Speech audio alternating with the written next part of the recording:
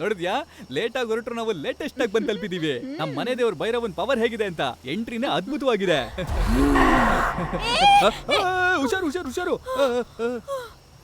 Light ಬೀಳ್ತಾ ಇರೋದ್ರಿಂದ ಮುದುಕಿಗೆ ಕಣ್ ಕಾಣ್ತಾ ಇಲ್ಲ ಅನ್ಸುತ್ತೆ. ಲೈಟ್ ಆಫ್ ಮಾಡಮ್ಮ.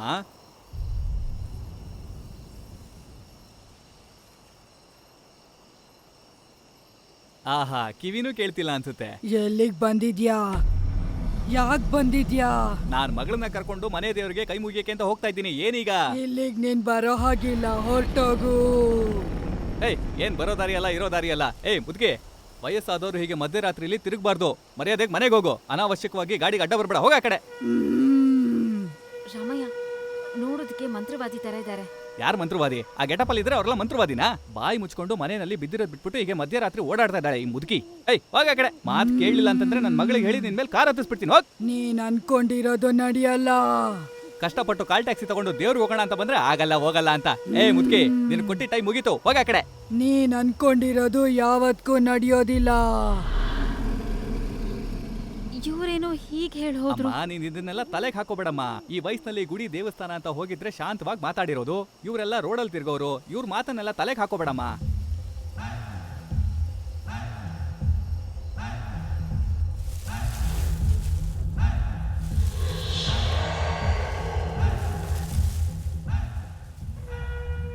ಏನಪ್ಪ, ಕಾರ್ ಮುಂದಕ್ಕೆ ಹೋಗ್ತಿಲ್ಲ.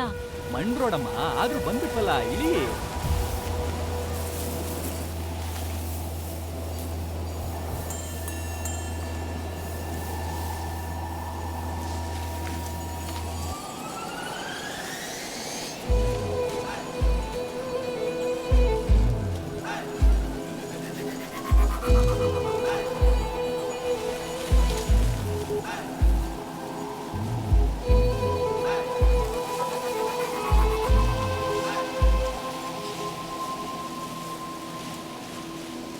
ಅಪ್ಪ ಭೈರವ, ನನ್ನ ಮಗಳಿಗೆ ಒಂದು ಒಳ್ಳೆ ಸಂಬಂಧ ಬಂದು ಆದಷ್ಟು ಬೇಗ ಅವ್ರ ಮದುವೆ ಆಗಿ ಗಂಡ ಮಕ್ಕಳ ಜೊತೆ ಅವಳು ಸುಖವಾಗಿರೋ ಹಾಗೆ ನೋಡ್ಕೊಳಪ್ಪ.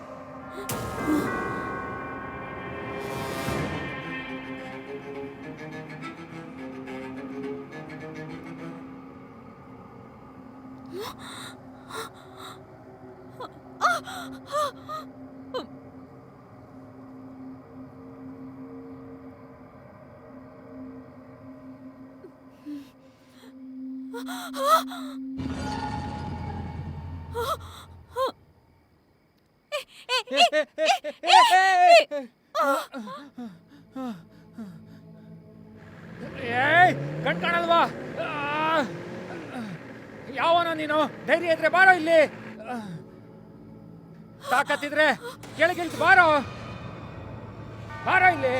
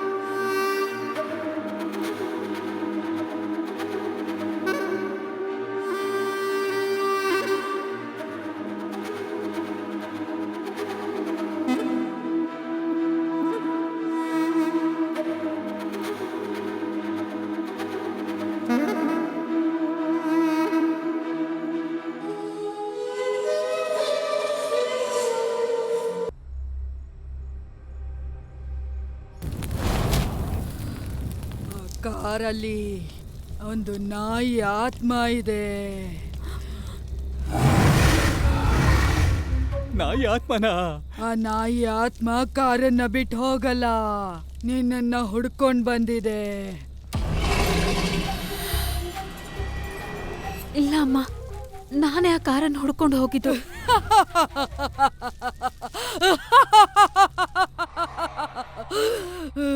ಇಲ್ಲ, ಅದೇ ನಿನ್ನ ಹುಡ್ಕೊಂಡ್ ಬಂದಿದೆ.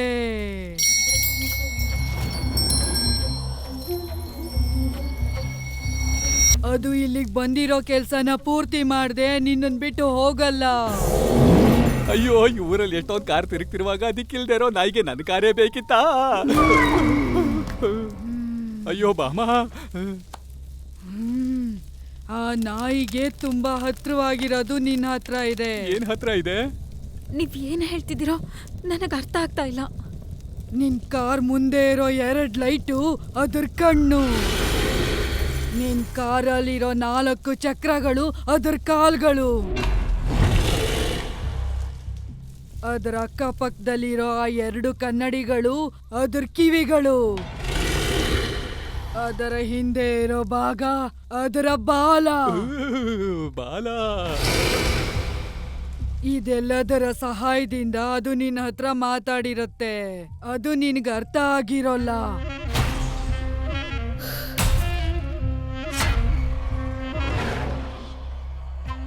ಭೈರವನ ವಾಹನನೇ ಈ ಕಾರು. ಈ ರೂಪಾಯಿ ನಾಣ್ಯನ ನಿನ್ ಕಾರಲ್ಲಿ ಯಾರಿಗೂ ಕಾಣ್ದ ಹಾಗೆ ಇಟ್ಟಿರು. ತಗೋ ಇದನ್ನ. ಅದು ತನ್ನ ಕೆಲ್ಸ ಮುಗಿಸಿದ್ಮೇಲೆ ಅದೇ ನಿನ್ನನ್ನ ಬಿಟ್ಟು ಹೋಗುತ್ತೆ.